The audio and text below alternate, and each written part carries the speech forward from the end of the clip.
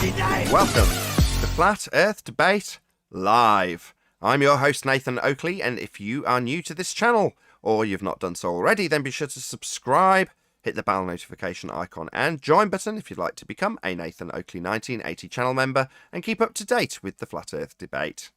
If you would like to support the channel, there is a super chat that runs alongside each of these shows while they are live, and there's also a PayPal, Patreon and crypto link in the info box below the video. Also, below this video, you can get £50 for swapping your UK electricity supplier to Octopus Energy. Most importantly, if you'd like to join the discussion, simply mute the page you are currently watching, then click the link in the info box below this video to join the panel and express your views on the nature of Earth. If you do join, please don't swear. If you do, you'll be ejected, and if you are, please don't try to rejoin the stream using stock accounts. You'll be warmly welcome back on the next stream. Please also share the show on social media. Sharing the show obviously increases the live audience, but this in turn increases the chances of a more diverse panel. So please share the show on Facebook and Twitter. Now we are joined by Sleeping Warrior, Neil, Bev, 10th Man, Adam Meakin, Brian's Logic, and a whole bunch of people on Discord. So welcome, one and all. Good morning. Hey, okay. Morning. Afternoon, everyone. Yeah, good. Good afternoon, good evening, hello, wherever you may be. Any evidence? Does feel a little bit like register in the morning. Good morning, Nathan. Good morning, everybody. What is this? Hello. Good morning, Mr. Riley. There is no Good obligation. morning, There is no everybody. register. There is Hello, no. Tony.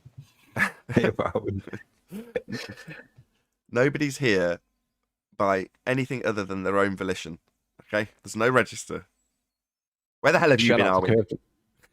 Shout out to Curved Water. Do you remember he used to eat, like, he was one of the first people that would be in here every day of a morning. Like, and if it was really intimidating if you were like quite a new flat earther coming in and seeing a baller sat there like he was in his classroom chair, and you've then got to go and engage with this moron, and he doesn't come in anymore. Yep. Any evidence of a physical geometric sphere edge horizon, formerly known as Earth curvature? No, but if you calculate it, it becomes a thing. Bev might have something. What you got, Bev? Nah. Absolutely nothing for that curve thing. Do you not argue that straight is curved, Bev? I thought that was your main position. Well, yeah. We do know the difference between straight and curved over there. You sure? Yeah. I thought with the Merriam-Webster dictionary, they defined curved and straight as the same thing, essentially. That's I just did semantics. have somebody tell me the other day that they can mathematically graph a curve onto a graph and then transpose the numbers of that curve. So therefore, if you drew a straight line on that graph, you could also do the same. So therefore, straight is a curve. Are they, hold on. So we hold live- on. So Are they we live talking on a about? flat ball then? Are they talking about binary locations to make up a curve? Because yeah, that would be made up of straight lines. Is that what they mean? No, they just mean that they can turn a curve into numbers, and then imagine that a straight line can also be turned into numbers, and because they're both numbers, they can both be then classed as a curve.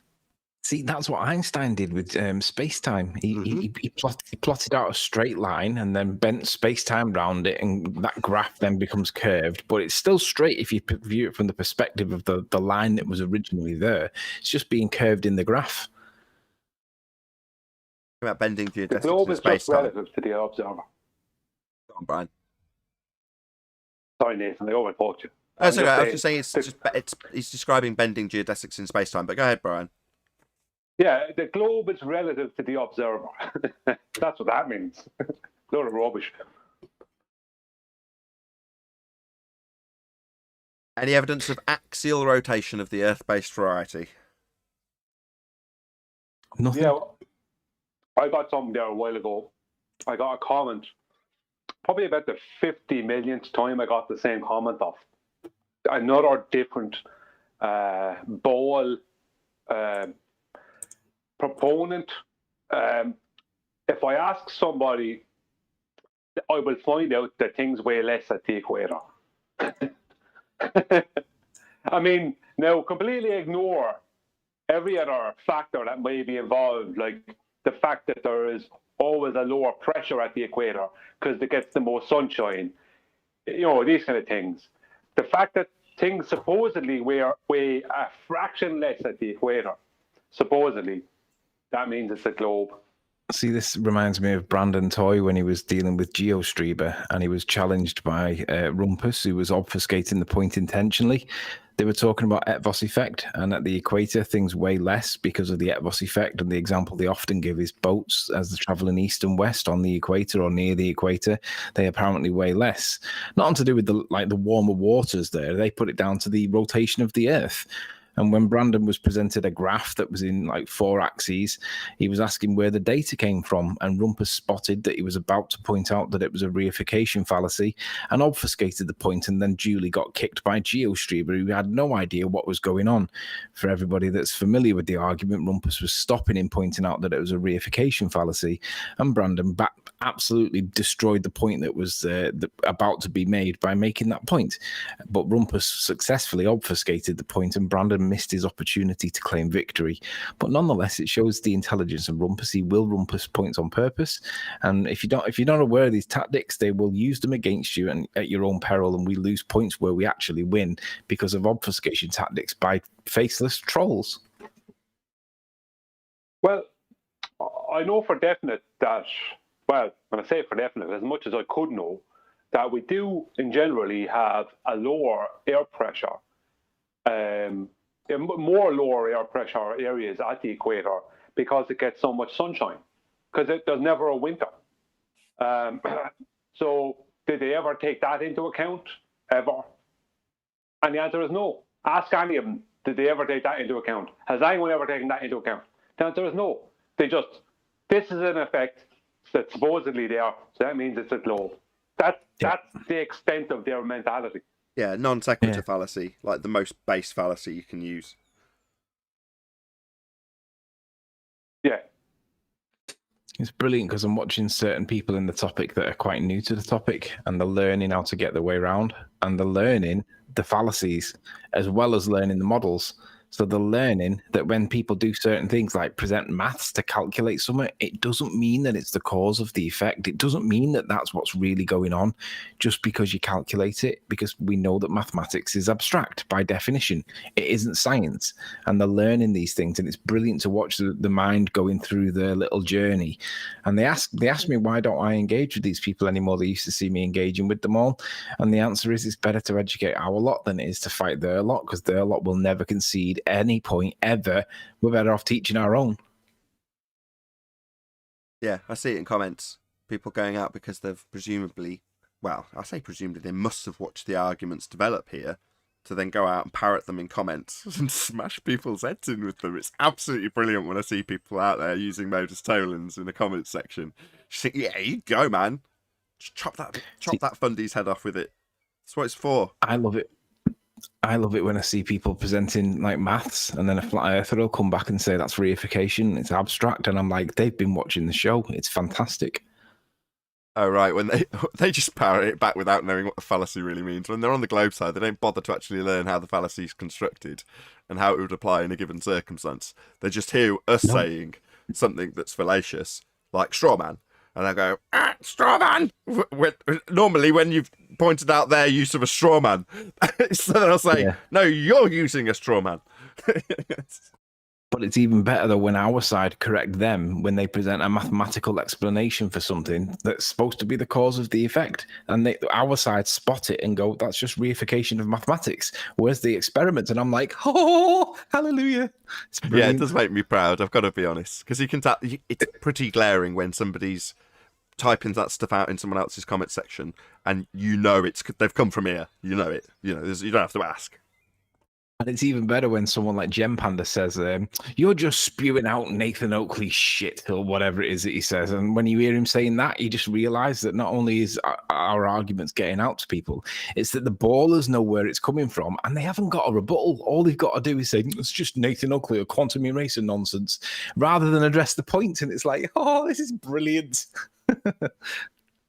Indeed. Let's move on. Any evidence of axial rotation of the Earth-based variety? 15 degrees. Thanks, Bob. You know, I don't even respond to someone that says thanks, Bob, anymore. I just block them. I go onto their account, notice they've opened it in a week, and they've got 500 comments on this particular channel in a week, and I just block them straight away. I mean, I've got a pre-typed out response, which is to say, the globe claims we have 15 degrees an hour drift as Earth turns beneath stuff not attached. Now, that example is what they claim from Bob. They're saying Bob has proven that the drift experience from that gyro is caused by Earth turning beneath it, its Coriolis effect. That's what Coriolis is, you turning beneath something not attached. So the not attached thing is in an inertial reference frame, you turning beneath it are on a non-inertial spinning reference frame. And the effect of not actual drift, gyros don't drift, the fact that it appears to drift is claimed to be proving Earth's turning beneath it. Well, if Earth's turning beneath gyroscopes and pendulums and footballs and bullets, then it's turning beneath hot air balloons, drones, helicopters, aeroplanes, you if you jump up and down. And that simply doesn't happen. You don't observe 15 degrees an hour drift, ever. That effect does not happen. Now, normally, when you point that out to a globe-believing fundy, they'll start debating with you about why it doesn't happen, when it's the claimed proof that is supposed to prove we spin, this observation of 15 degrees an hour. So you can use it to your advantage when they say, thanks, Bob. Thanks, Bob, for proving that your claim is Earth turns beneath stuff not attached. Right, that doesn't happen. Show me in nature where something's drifting away at 15 degrees an hour. You won't, but you might launch into an explanation about conservation of angular momentum, debunked by the Black Swan. Because you don't have radian values to apply to that example. In spite of the fact that it's not your example, because Coriolis drift is, and you don't have it.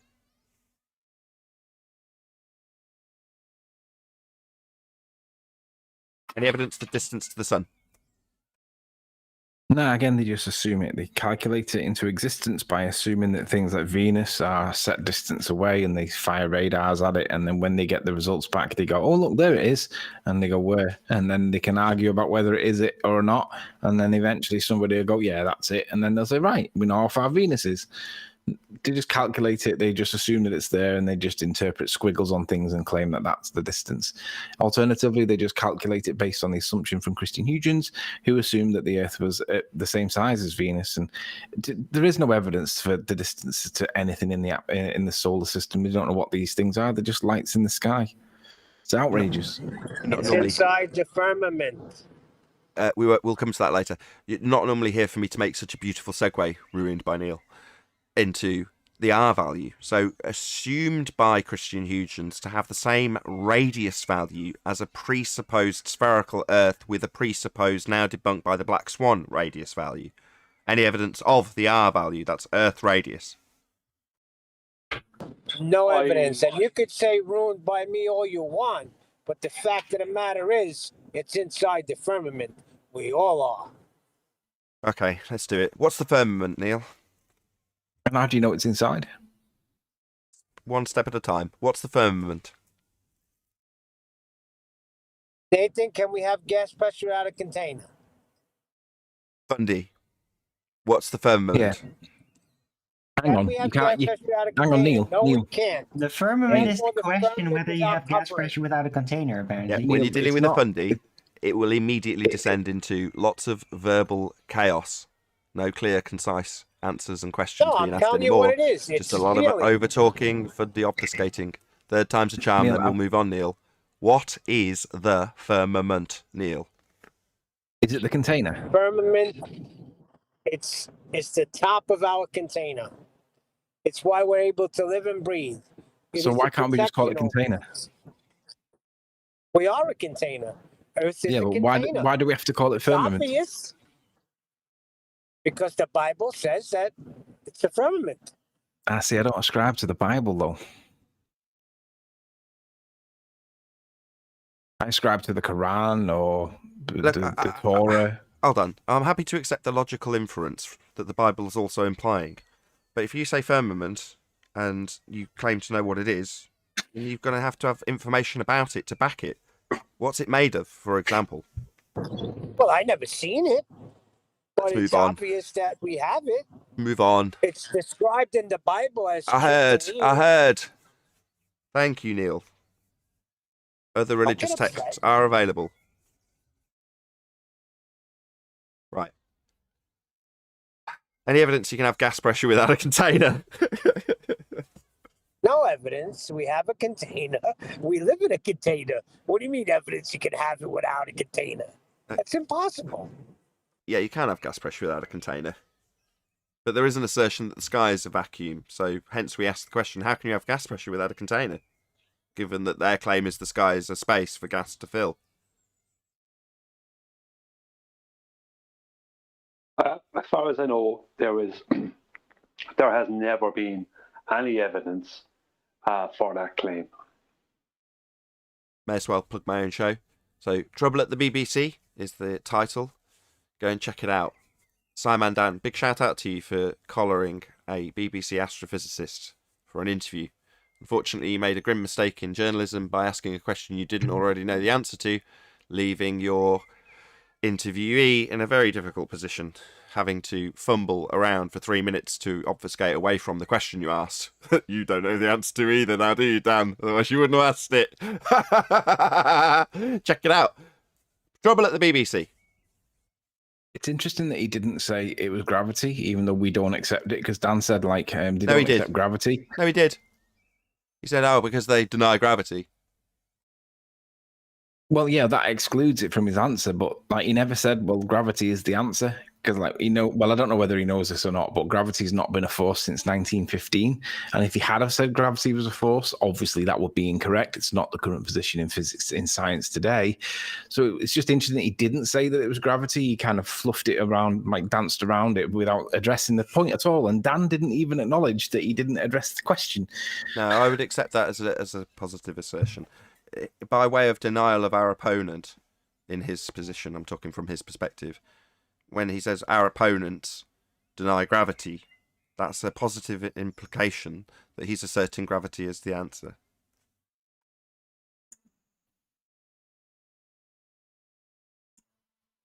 And then he called, I think he said it was something like, because of pseudoscience physics reasons, only moments after being told by Simon Dan that our citation was the second law of thermodynamics and an entropy increase. He was like, what, because of pseudoscience physics? And you're like, oh yeah. No. Clearly, you asserting this as science would make it pseudoscience. It wouldn't make it untrue. It would just make you incorrect when you called it science, which it isn't. It's a natural law. Now, a few of the commenters were like, you said that he shouldn't be expected to know the difference between natural law and science. Do you know the difference? I'm like, yeah, I do.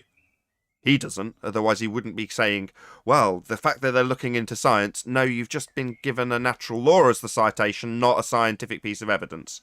So clearly he doesn't understand the difference, as he waffled on for 3 minutes and avoided the question about the sky vacuum. Thanks, Dan. Click, click from Anthony. Can you mute yourself? Or turn your game on?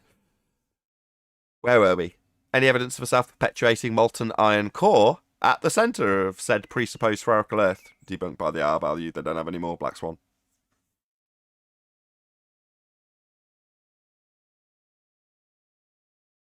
No. I don't think we need to say much else about that. Sorry. Any scientific evidence of gravity? No. Most people don't even know what it even is these days. They still keep on talking about something that's 106 years out of date. Let's change the wording slightly there, Brian. Most people can't even define it, not know what it is, can't even define it, because the minute you get them to define what it is, it's no longer a force, and that kills their argument. It's such a powerful argument. That's true. The scientific evidence would be phenomena-based, experimentally valid. That's what we're talking about. Independent variable, dependent variable, cause and effect, valid through experiments. Hypothesis-based experimentation. Not merely a description of something that occurs always. That would be a natural law. Describing something that occurs always. a description of something that occurs always. Doesn't explain why it occurs always. Now, if we had the cause of entropy, it would no longer be a natural law. It would be science. It isn't. It's just a description of something that occurs always. And what occurs always? Well, gas filling space. Entropy increase. What's that you say? Flat earthers are claiming this natural law inviolable, occurring always. Well, obviously they're wrong. No, we're not. No. The fact that you can put us in that little group and then decide that we're wrong automatically, having looked around, vaguely scratched your head about what the hell is the second law of thermodynamics, having not repeated the word entropy or second law of thermodynamics back to the person asking you the question. This is the BBC correspondent in my video I'm plugging, which is called Trouble at the BBC. Enough plugs. But no scientific evidence, any single viable hypothesis from any of the fields of astronomy, cosmology, or astrophysics.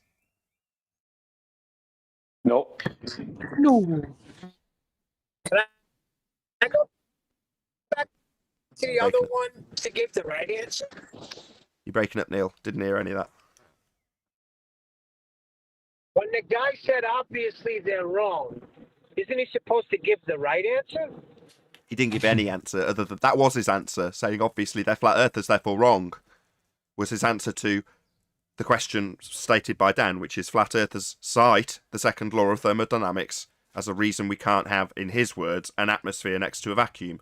I would say gas pressure without a container, as opposed to atmosphere, sphere-shaped air, begging the question fallacy within your paraphrasing of request for an explanation about the sky vacuum in violation of natural law. Don't just assume an atmosphere in future, Dan. We don't assume atmosphere, sphere-shaped air. That's an oxymoron. Air doesn't take the shape of a sphere. It takes the shape of its container. It's the V in standard gas law. The volume, the area, the amount of space it can fill. Anywho, the answer the BBC astrophysicist correspondent gave was, obviously they're wrong, they're flat earthers. After demonstrating he doesn't know the difference between natural law and science, I might add. He's an astrophysicist. Maybe Dan should have asked him, have you got any valid hypotheses? As we asked that daily. That would have been a really good question. Not experiment, Mr. Astrophysicist, bullshitter from the BBC. Merely a valid hypothesis. Don't even have to give us an experiment. Give me any valid hypothesis from your entire field of pseudoscience. Any. Do you know, Nathan, I heard, I was watching back an old clip from Professor They're only Dave. asking what is questions. Hold on just one second. Yeah. John. Is it John? And Globebusters had actually cited back to Professor Dave that the cosmology and astrophysics don't have any viable experiments. They got that one right. Well done, Globebusters. And his response was, hang on a second.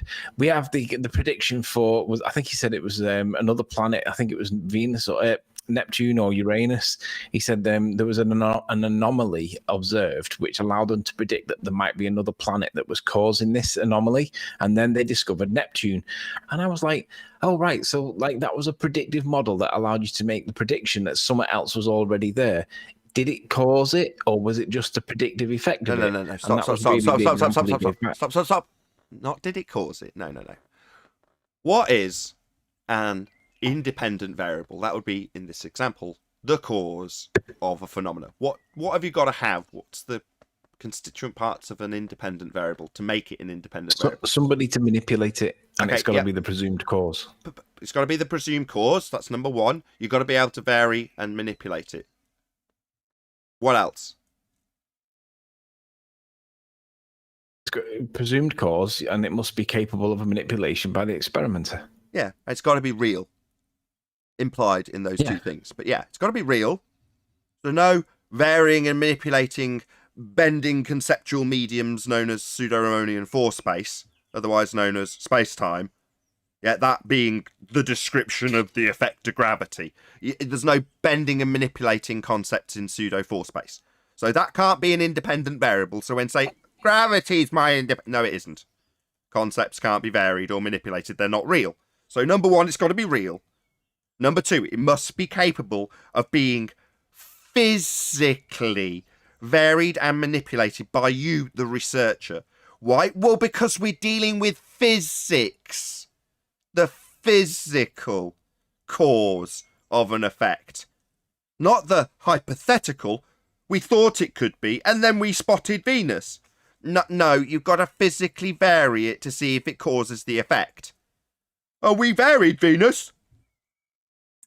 Was it Neptune? It was Neptune, yeah. My But to be fair, I just want to point out that even though he was trying to apply science in the context of this, there is another counter argument that we could give against this, and it was that the Texas sharpshooter fallacy applies. Oh, look, there's a planet there that we can claim that we discovered it by saying that there was an anomaly in the maths, then giving us the explanation or the prediction that our model would predict that there was a Neptune there. And what do you know? There's Neptune, and it's an example of the Texas sharpshooter fallacy. You couldn't prove it either way, but that's the explanation that we would give for them to prove that it's not the Texas sharpshooter fallacy. Also known as cherry picking. Are they saying they discovered Neptune? When was this? They're saying they discovered Neptune by observing the anomalies in the orbits, apparently. Orbits is a begging the question. Orbits is a begging the question fallacy. Discovering a light in the sky is perfectly fine. When was this? Oh, I don't know. The discovery of Neptune, I don't know. Early 1920s, I guess. Let me look it up. Hang on. Well, no, that's fine. That's fine. Because astrology have known about Neptune for God knows how long. You know what I mean? Someone's pulling someone's leg there because Neptune was known about in astrology. Neptune is known about from a long time back. It says September the 23rd, 1846. Greek Roman god of the seas. Neptune. It says discovered on the 23rd of September 1846, now considered by most astronomers to be the outermost major planet in the solar system. It was discovered on this date using mathematics. Jonathan Gottfried and a few other names that I can't pronounce all worked independently to help discover this world in 1846. That's the claim.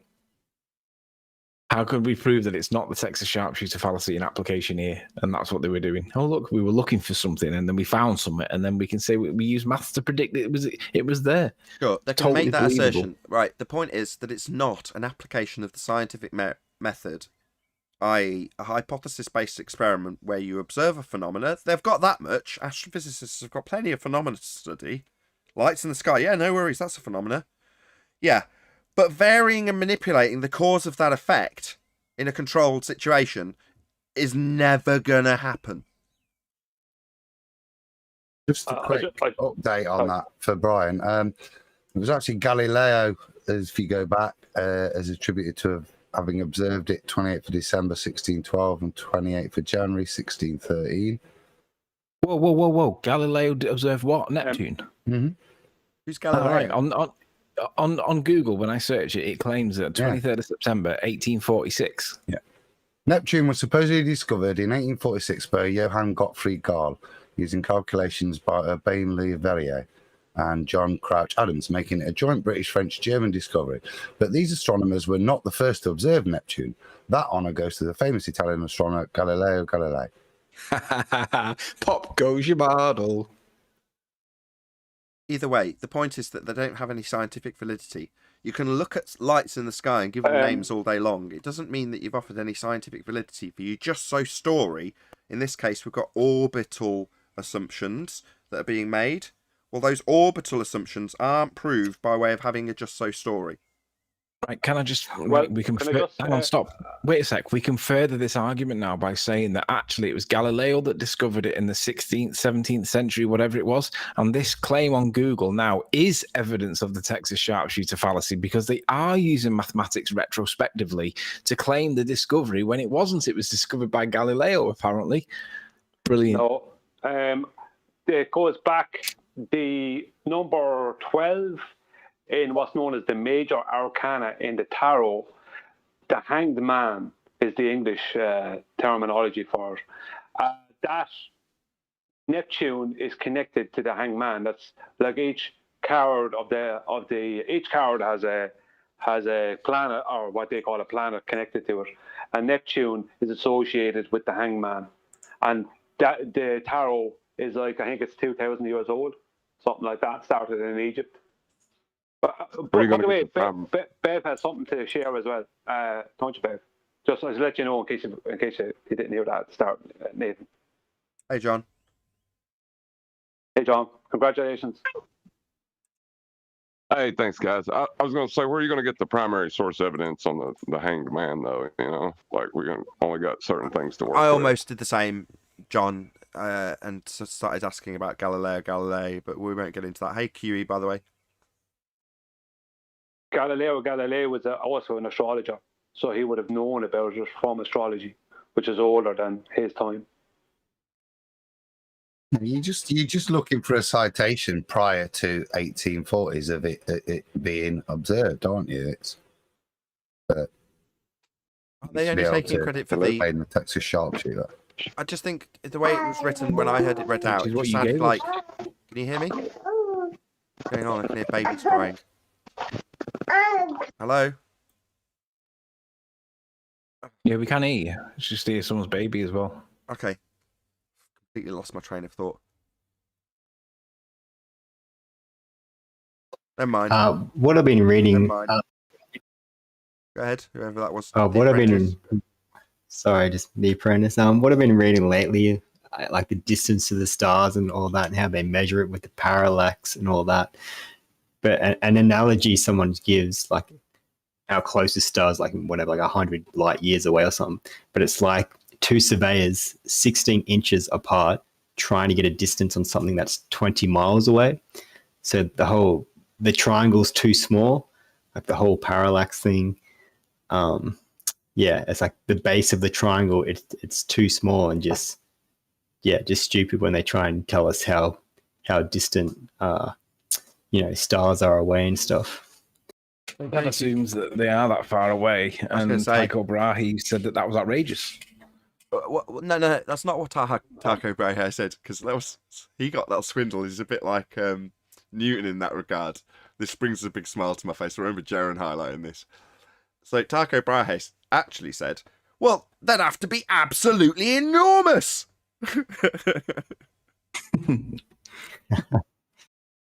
Well, they have to use triangles, so that means they're not using the curved surface.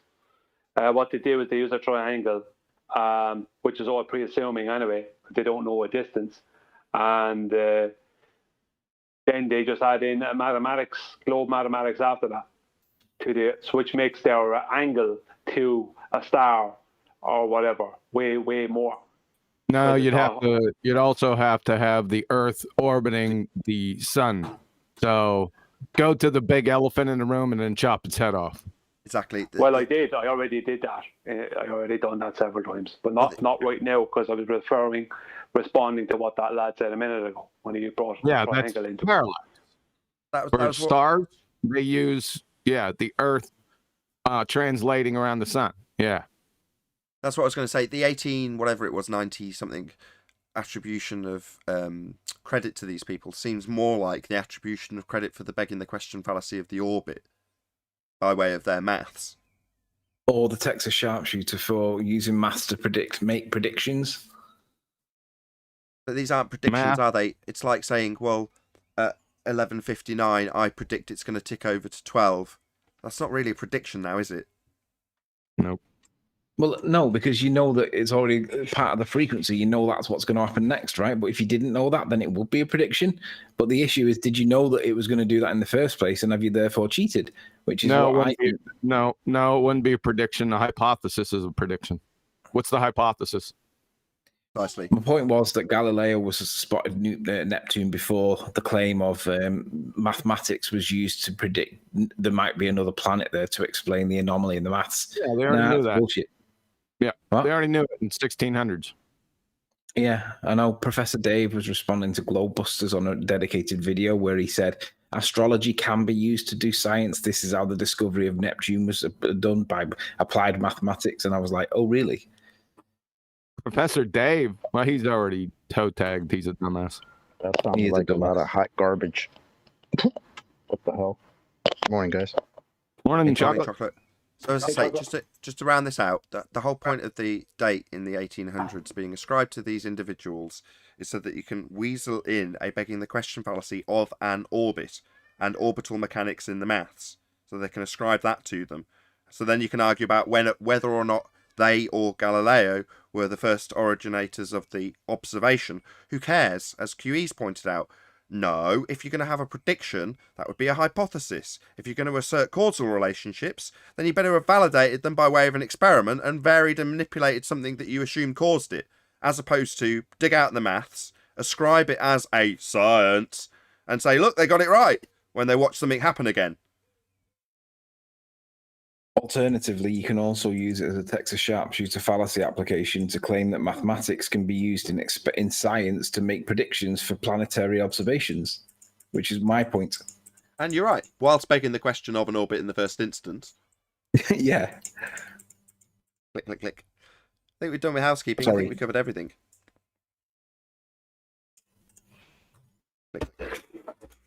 Bev, were you going to share something? Yeah, I think Bev wanted to show something on LIGO. Yeah, Hold there's on, a hold picture on. I put in the chat. No, can you pop it in something on Skype that I'm got access to? It's on Master B, isn't it? Oh, Master B, yeah, I've got that. Yeah. Yeah, I can put that up. Yeah, great. It's on screen. What's up, Bev? How you Have a doing, look Bev? at that first. All right, chocolate. Yeah, I've got it on screen for the audience, Bev. Right, well, you can see that it's LIGO at Livingston, Louisiana. And I don't know whether you've ever noticed or anybody's ever pointed this out before, but see both of those arms in that picture? See what's next to both of them? Arms. By that, you mean the road things? Yeah, there's a canal next to it. There's two canals. There's Oh, yeah, one- so one there on is. each. Okay, yeah, I see the I canals. reckon Yeah, they're yeah. both linked. Oh, yeah. Now, as we know, the contention is that the water level has a relative drop to your position. The Which water... Sorry, that sounds nonsensical. Sorry, did you just I say know. the water level Yeah, has a drop? That makes no sense, Bev. yeah, I know.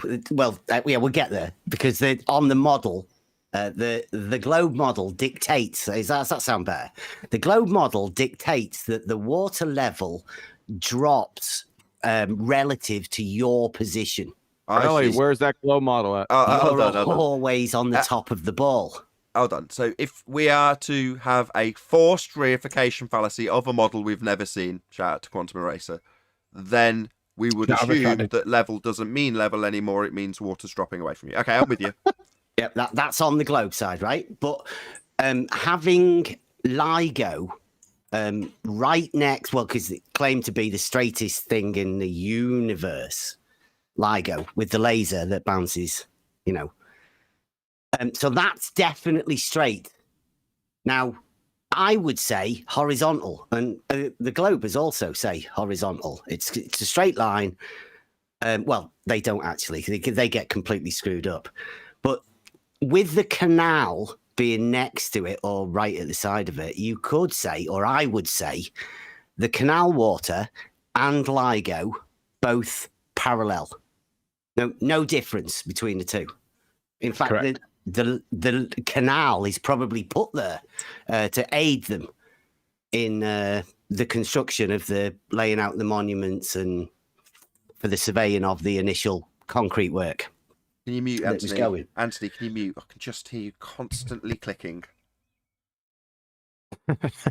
Right. Well, I've been, we've been working on the water level and how to produce a straight line, and we've got a straight line test. Well, this is sort of like the build up to it. I mean, I don't know if anybody else had ever known this before, but the LIGO having the canal at the side of it. So I've drawn up a few things on my thing. Can I put my camera on? Is that my camera on there now? Probably, but I've got my Skype screen covering you, so tell me when you're ready and I'll put you on. Yeah, that's on my camera. So I've got LIGO in the black, the concrete and in the grey, and then the water. Have you got that on the screen? I have indeed. Right. Well, as you see, this top picture, the one I've labelled A, LIGO, the concrete, and the water all parallel. No difference at all. Well, the next one, B, there, as you can see, there is a drop from the right-hand side. So if you're at the right-hand side, if that's how they claim they've started with LIGO, there is a drop towards the end of the arm of the water of the canal that's right next to the side of it. It's got to be. There must be. There's the only way. And then C is if they've done it the other way round, depending on where you stood, obviously, the water drops to the other end. And then I've put D here where it's in the middle. And it drops both sides to the middle relative to, because it's a relative drop on their model. Hold on. There's one missing. I'm sorry to do this to you, Bev. You're going to have to add an E. So E is where there's two surveyors at the same time, one on either side, and they're measuring a pit. Well, yeah, that's where we go to now. There's the double drop makes the hump. See, it only works with one person. But the problem that they've got with LIGO is that LIGO is already situated there. It's not moving. That's the straight line, right?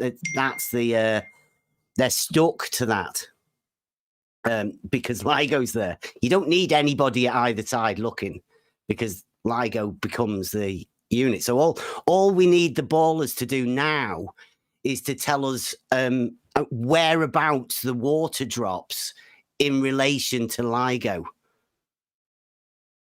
I know that's although I know I appreciate that's rhetorical. You're throwing it out there. You already gave the answer. It doesn't. That's visually bloody obvious. It's A. It's A.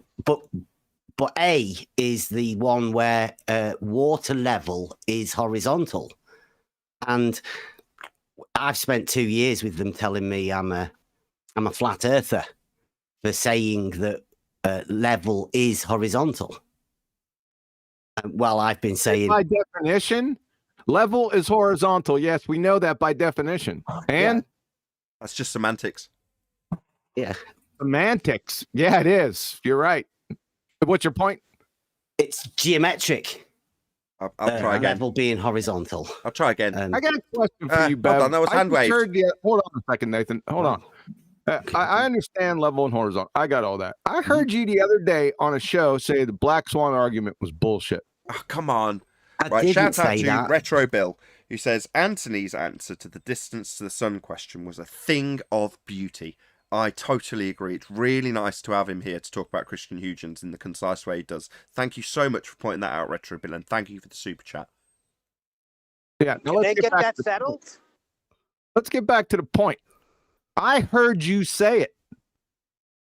But what did I say? You said the argument was bullshit. I didn't say that.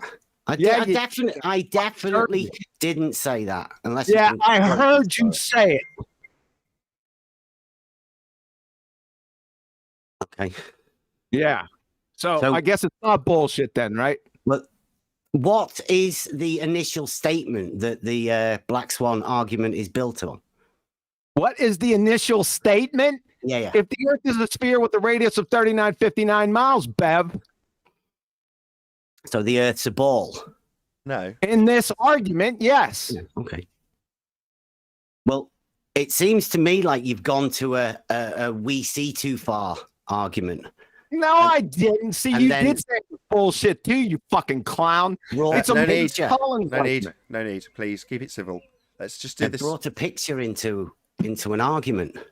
Yeah, well, first he said he didn't say it was bullshit, Nathan, and then he said, "Oh yeah, well, there's a problem with the initial statement." Do you even know what logic is, Bev? Before we get there, right? So far, what I've heard is Bev is saying he sees the Black Swan argument as a we see too far, which in a way it's assuming the ball in the first instance. That's his position. I'm just fighting his corner for him. Don't jump down my neck.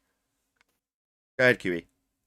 How is it bullshit? I'm trying to figure out where the bullshit is. I don't use bullshit. I've never said that, QE. I don't use that term. Okay, I'll try once more, Bev. I'll go to you this time. is your position, am I correct to assert that it's just a we see too far argument because it has the assertion Earth, the sphere, radius 3959 in the first part of the modus tollens? Is that correct? No, the problem I have with the Black Swan is that it's now a picture.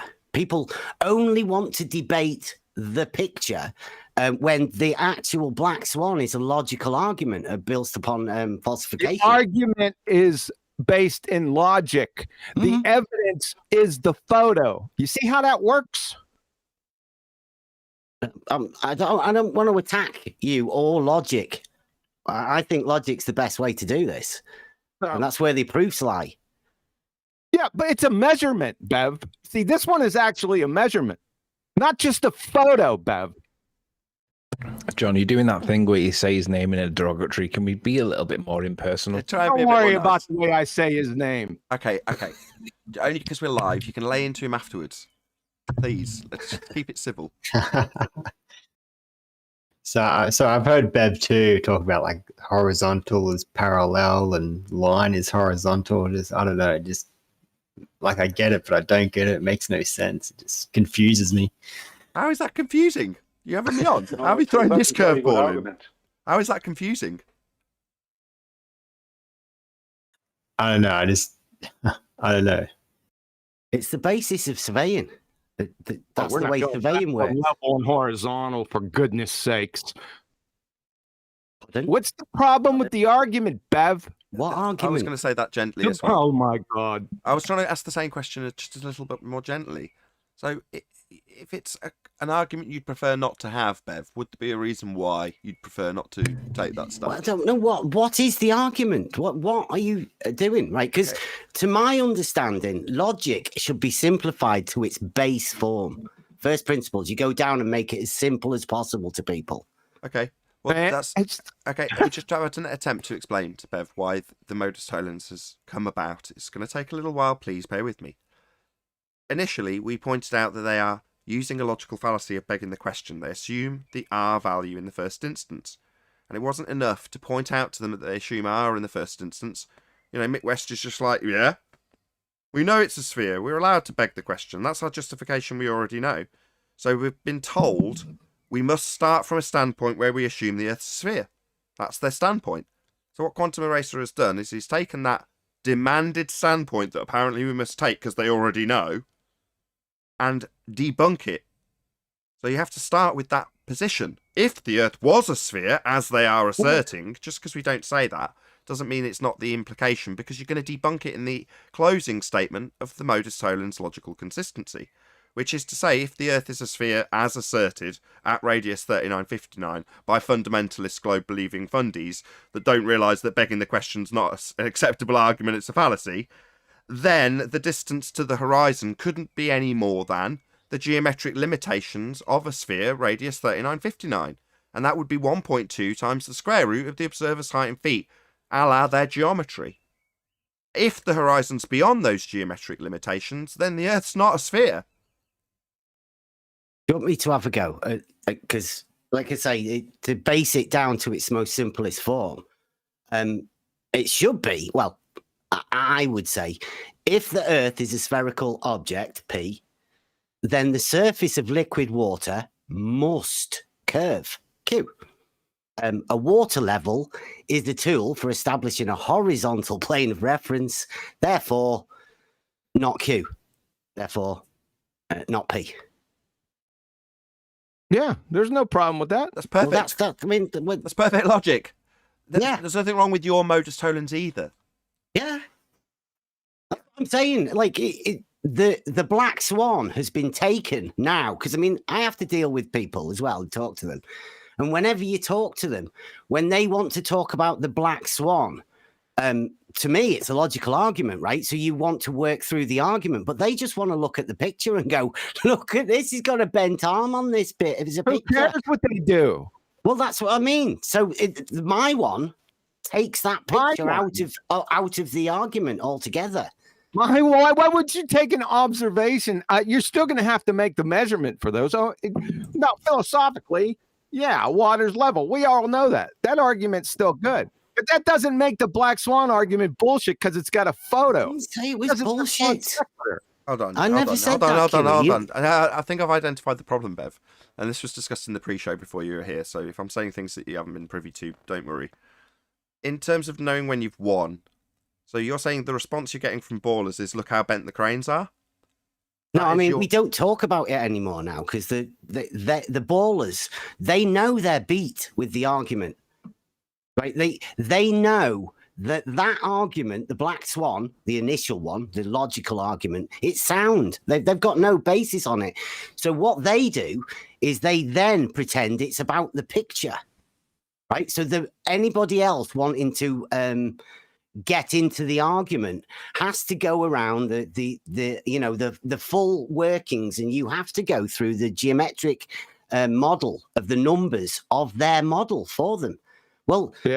And the simplification is to just say that water doesn't bend. There's no curvature to It's a it. different it's just argument. another argument, Bev. Yeah, It's yeah. an argument, though. There's nothing wrong with the other argument either, and we're not saying that you should substitute one for the other. If you're saying, I've well, not said it's bullshit. okay, fine, you've said that several times. I understand. Yeah. I'm just saying, in terms of the consistency of modus tollens, it isn't simple. Yeah, you've got to assert their geometric limitations because they assert them to us. Now, if that's too complex, and you're saying, well, a simpler modus tollens would be to assert that if Earth's a sphere, water would have to bend around it. Water's flat, therefore Earth's not a sphere. That's a perfectly logical, consistent argument also. But it's neither a replacement or a substitute for the Black Swan argument. It just isn't. It's just another equally good argument. If you want to punt it that way, that's fine also. Fine. But I mean, I've never said that water's flat. What I say is a water level is a tool for establishing a horizontal, right? It's not flat. And you should never go to water to prove it's flat because obviously seas have tides. Define flat. I was going to say flat is level. But Flat's 2D. It's a two-dimensional surface, a plane. Dude, nothing's two-dimensional in reality. As soon as you invoke one of the dimensions, the other two follow. So where do you get this two-dimensional shit? From mathematics. We're not. Oh my God. Okay. Let's start over. We're dealing with reality. Yeah. Yeah. Geometry. So water, right? That's Yep. not mathematics. Water's level. Level's flat. What's define level? Pardon? Define level. Equal. Balance. No Equilibrium. part higher than the other, correct? That's Wait. flat. Yeah, two-dimensional. 2D. Oh, God. Length times breadth. We live in two dimensions, Bev. Plane. No, we don't. We live in three And don't dimensions. invoke it. A horizontal plane is two-dimensional, though, right? Oh, my God. Yes, it is in maths. It's No, it isn't in just physics. geometry. They're both absolutely killer arguments. The Black agree. Swan is an attack on their model. It debunks their model. But what Bev is doing is he is very, very, very, very patiently using surveying to show how they have zero measurements for this thing that they're still asserting, while they hand wave away and ignore the Black Swan by saying refraction. When they say refraction and trying to ignore the Black Swan, they end up dealing with surveying, the very thing they have that has no measurements for this curve. So Well, that's what I wanted to get to, Brian. So that's where Bev jumped in, but I want to still make that point. So when they say they make it about the picture, as you phrase it, and say, oh, they're bending the cranes, or look at this picture because of the bendy cranes, then they've lost. At that moment, they have utilised an argument of refraction where the modus tollens is attacking the geometry. So once they say refraction, it's bent. Oh, right, so we're dealing with refraction then. So not geometric as asserted in your first instance fundamentalist globe belief. You've won at that point. It's just down to you to point out you've won to somebody that thinks they're winning by telling you, not tangent-based geometry, bendy optical-based non-geometry, non-maths for my globe. That's you winning. So going, oh, well, that's annoying. I've won the argument. No, recognise that you've won when they say refraction. Well, this very thing happened recently when we were shown a photograph from Blackpool, and people were asserting all kinds of stuff about it without ever identifying a geometric horizon. So they walked straight past the black swan argument and walked straight into a surveying argument. Because even QQE said, show us the angles measured with a sextant or a theodolite. Yeah, but to be fair, Whitsitt did try and address the geometric horizon point, and the opponent said, "No, look over here. I want to talk about this bit." Whitsitt didn't do his homework. He didn't have a presentation together. His argument was great, but it was no, that's not right. Can I address the right. geometric? Sorry, no, that's a. He did try and make it out Hold of on. geometric Sleeping horizon. Warrior and Brian. Just Brian, then Sleeping Warrior, then Bev wants to address both of you. Just Brian first. Go ahead, Brian. Okay, thank you, Nathan. No, not that there was anything wrong with what Whitsitt was saying. It's just he didn't do his homework before the debate. He didn't have a presentation together. He didn't have things to present in defence of what they were trying to do. So that's where he got let down there. That's not a true reflection of what Whitsitt did. What Whitsitt did was try to assert where the geometric horizon was, and the opponent would not allow it, and Whitsitt refused. He failed to assert his position, and the point got dropped. That's what happened. I have a different view on it. Fine, but you've expressed it. Bev, go ahead. Well, the geometric, to me, is a study of line, shape, form, and the geometric horizon in that picture would be the mountains. It's a topographic horizon where the mountains and the sky meet, right? But that's not apparent because we know where the mountains are, and the mountains have been measured so that they're geometrically positioned already. So that would be the geometric horizon. Correct. Of the mountains. Now, if you're looking out over the water, that is an apparent position, but it's still geometric because horizontals are defined as being parallel to the plane of the horizon. Now, that's also geometric. That's a geometric term. Oh, you're pulling something out that I'm keeping in my bag at the moment. Okay, so I'll ask it as a question rather than just throwing out what I'm keeping tucked up till the appropriate moment. So, for example, Bev, if you were to look at a picture of the Isle of Man, where would the horizon be? You say it'd be at the top of the mountains, where the sky meets the land, so to speak. Yeah, well, that is a topographic horizon. That's where it is, isn't it? That's what the horizon's being defined as. What, where the land or sea meets the sky, as opposed to where the sea meets the beach of the Isle of Man. I wouldn't put that as the horizon down on the you floor. wouldn't. It's sea level. No, neither would I. It's very interesting how it was asserted to be the Earth curve edge horizon blocking the bottom of the Isle of Man, though, eh? Yeah. Well, I mean, here's another thing as well, right? There's there's three different forms of geometry. There's Euclidean, three space that we all live in. There's spherical geometry, which is a bit of a joke. And then there's hyperbolic geometry, which is where you get your straight line orbits from. The two other ones that are non-Euclidean, they're complete fantasy. Imaginometry, I call them.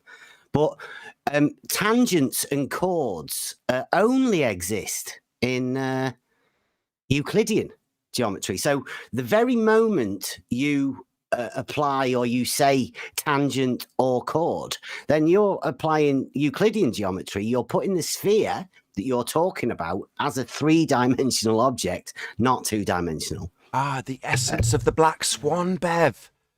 So are you then saying that when they say tangents, they must be applying a straight line and cannot be applying a bendy curve? We haven't got time. It's Yes, Sleeping Warrior. What Bev's just beautifully done at the end of this little discourse about him maybe not liking the black swan is he's detailed the essence of it in this point. Yes, Sleeping Warrior, he has.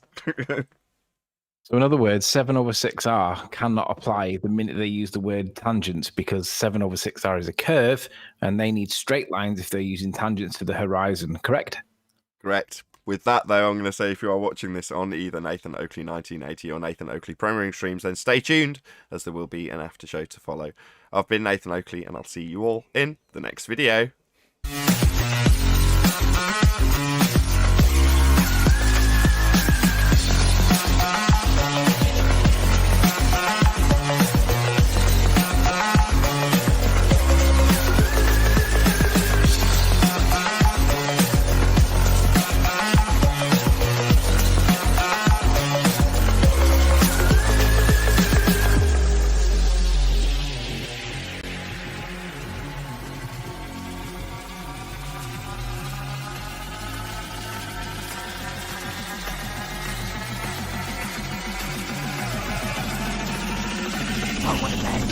What a lovely day!